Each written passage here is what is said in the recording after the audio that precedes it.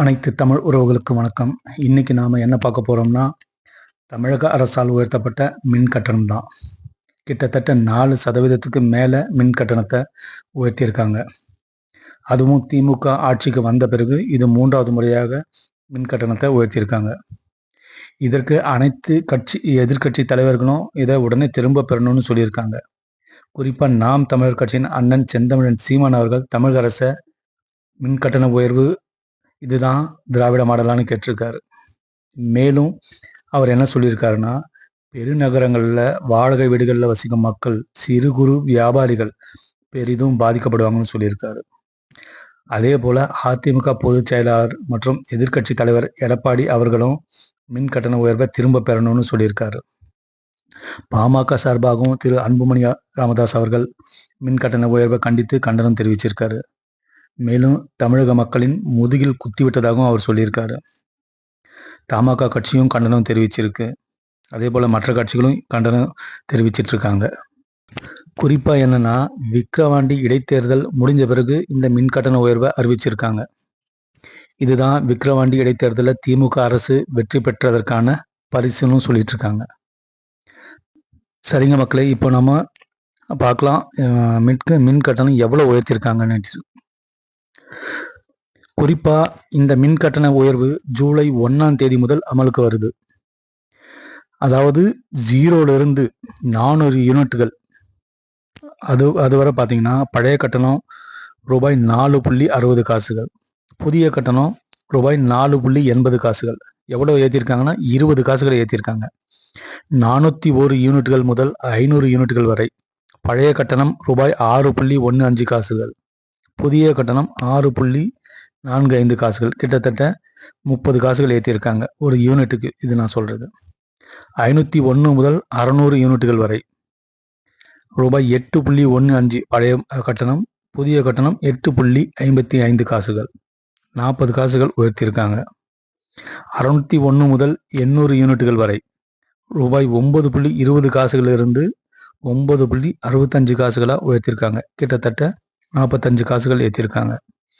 801 முதல் 1000 யூனிட்டுகள் வரை ரூபாய் 10.20லிருந்து, இது பழைய கட்டணம் 10.20, புதிய கட்டணம் 10.70 உயர்த்தியிருக்காங்க. கிட்டத்தட்ட 50 காசுகள் உயர்த்தியிருக்காங்க.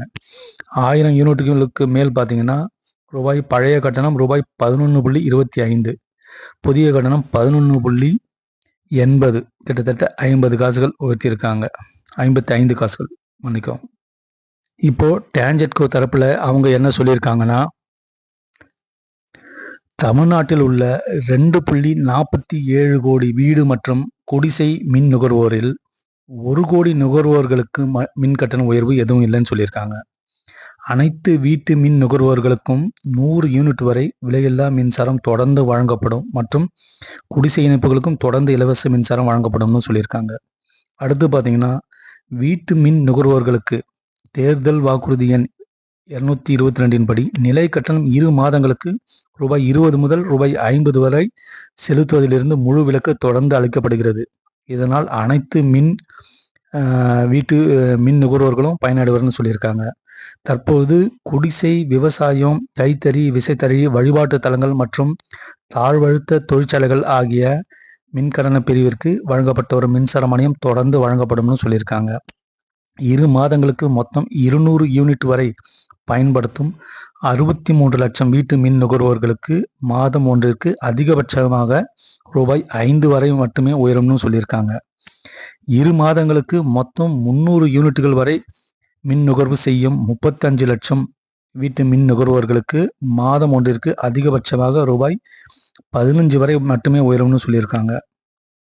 2 மாதங்களுக்கு மொத்தம் 400 யூனிட்டுகள் வரை மின் நுகர்வு செய்யும் 25 லட்சம் வீட்டு மின் நுகர்வோர்களுக்கு மாதம் ஒன்றிற்கு அதிகபட்சமாக ரூபாய் 25 வரை மட்டுமே உயரும்னு சொல்லியிருக்காங்க.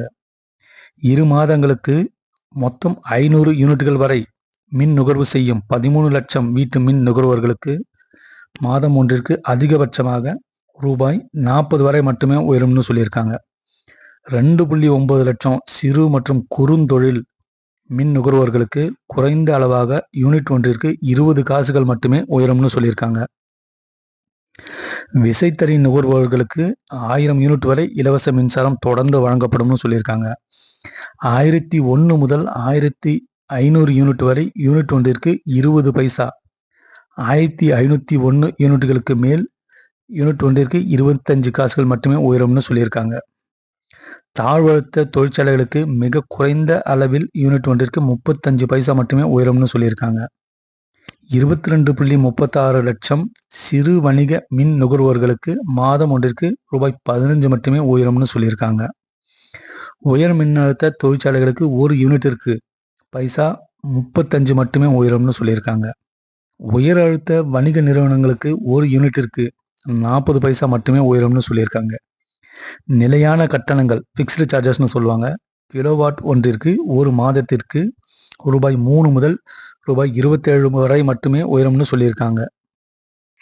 இந்த மின் கட்டண உயர்வு ஜூலை 1 முதல் நடைமுறைக்கு வரும்னு சொல்லியிருக்காங்க. பார்க்கலாம் மக்களே, அனைத்து மக்களின் மற்றும் எதிர்க்கட்சி தலைவர்கள் இவங்களின் கோரிக்கையின்படி தமிழக அரசு இந்த மின் கட்டண உயர்வை திரும்ப பெறுமான்னு பார்க்கலாம். நன்றி, வணக்கம்.